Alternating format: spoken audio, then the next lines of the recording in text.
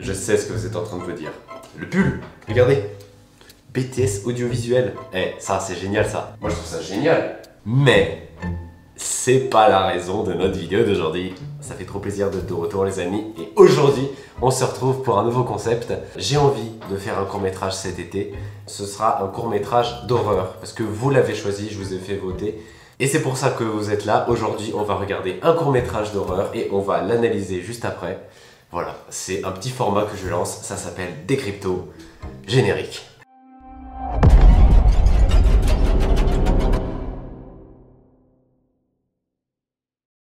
On va regarder le court-métrage d'horreur entièrement.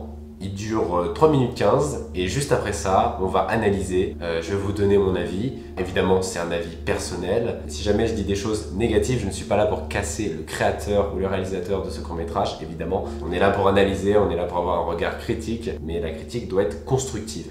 Voilà, Polaroid, on va se regarder ça. C'est parti.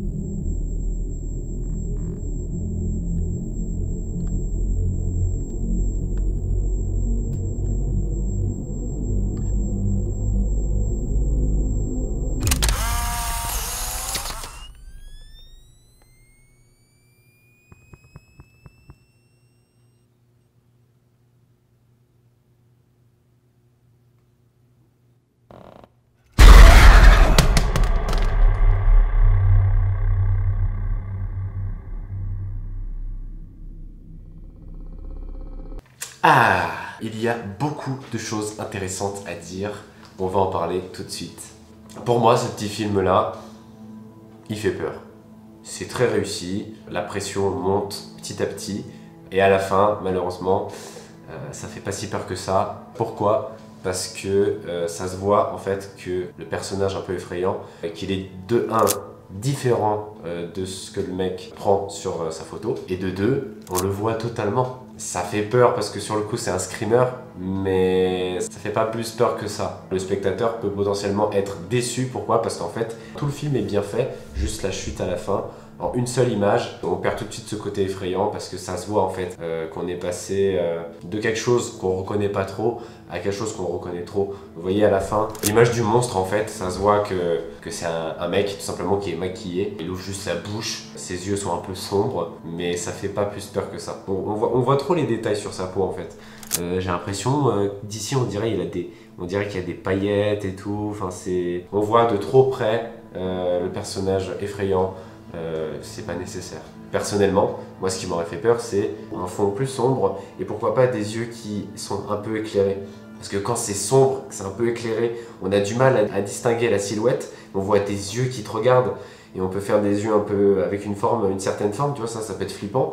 On voit que ça, et là je pense que ça ferait plus flipper parce qu'on est dans le noir. Il y a beaucoup de personnes qui ont peur du noir, on distinguerait moins la silhouette du monstre et quelque chose qu'on n'arrive pas à reconnaître et à identifier. Bah justement, là l'imaginaire travaille et c'est là que ça commence à faire peur. On s'imagine quelque chose de plus effrayant que ce qui est montré. Donc déjà, ça, si je dois donner le positif et le négatif, c'est le seul point qu'on pourrait améliorer pour que ça fasse un peu plus peur. À part ce détail-là, tout le film fait peur. Le premier plan, on a un petit glissement de la droite vers la gauche. On découvre le personnage en fait, on arrive à le situer. Ce plan-là sert à montrer où on est, le contexte, et aussi l'ambiance. Vous voyez, c'est un peu sombre, on sort de carton, on voit le mec, mais c'est très contrasté parce qu'il a une lumière qui tape au-dessus de sa tête. Et juste après, donc il cherche dans ses cartons et tout. Déjà la réalisation elle est super bien faite. C'est ça qui est dommage aussi, tu vois, c'est qu'on a une réalisation qui est parfaite et avec des plans, on a l'épaule à droite, on a ce qui tient dans la main légèrement sur la droite aussi. On joue avec la règle des tiers. Pour ceux qui ne connaissent pas la règle des tiers, c'est tout simplement vous séparez votre image en 9 cases et il y a 4 points au milieu. C'est ce qu'on appelle des points de force. On essaie de placer sur ces 4 points un élément. Donc là, vous voyez sur la partie gauche, on a l'épaule et sur la partie droite, on a ce qui tient dans les mains. Et ça rend l'image très belle. Quand on appelle ça des points de force, c'est des points que l'œil regarde en premier. Ce qu'on peut remarquer aussi, du coup, c'est que c'est bien réalisé. Et surtout, dans le fond sonore, il n'y a pas de musique. Ça aide à nous mettre dans l'ambiance. Et donc là, vous voyez, il montre quand il découvre la photo. Donc on comprend tout de suite que la mécanique, ça va être ça. Il va prendre une photo et il va se passer quelque chose avec ça. Là, on a une pièce sombre. C'est silencieux.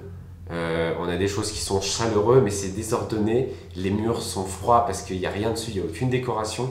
Enfin, il y a déjà une certaine ambiance, vous voyez. Moi, là, j'ai des frissons, là, vous voyez. Donc là, il prend une première photo. Et sur ce plan-là, à partir du moment où il découvre la photo, son visage se fige, il change littéralement. C'est à ce moment-là qu'on se dit qu'en fait que l'imaginaire du spectateur c'est vachement intéressant à exploiter. Dans ce film-là, je trouve que c'est pas exploité en fait. D'où le plan à la fin où on nous révèle la créature. Tout est bien monté de façon à ce que ce soit cohérent. Et à la fin du film, flop, il nous lâche une image qui malheureusement vient tout casser selon moi. Et voilà. Hop là. Là, ça fait flipper parce que on voit une silhouette, c'est sombre. La deuxième chose qu'on remarque, c'est que la pièce est totalement sombre en face de lui. Alors que tout à l'heure, il l'a montré au spectateur, il y avait des lumières, tout l'environnement est sombre. Et ça, c'est flippant, en contradiction avec ce que le personnage a vu réellement sur le lieu. Et c'est dommage que toute cette matière qui soit super bien amenée soit cassée à la fin.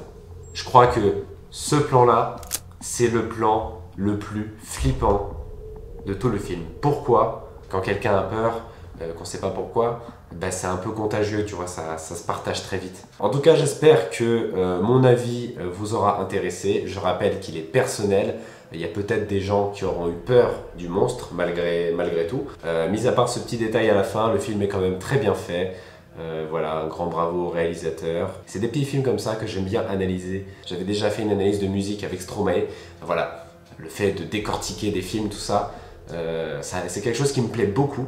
Évidemment, je fais ça à ma manière parce que voilà, je suis pas un professionnel non plus. Mais j'essaie d'apporter un peu un regard technique et au fur et à mesure, j'essaierai de m'améliorer, de progresser dans le vocabulaire. Donc, si jamais vous avez un avis à donner, n'hésitez pas à me dire ce que vous en avez pensé dans les commentaires. Et tout simplement, on se retrouve dans un prochain épisode pour analyser un nouveau court-métrage. A très bientôt les amis, gros bisous. Bye bye, moi je vais dodo. Ah ouais, je suis fatigué là. Tchuss!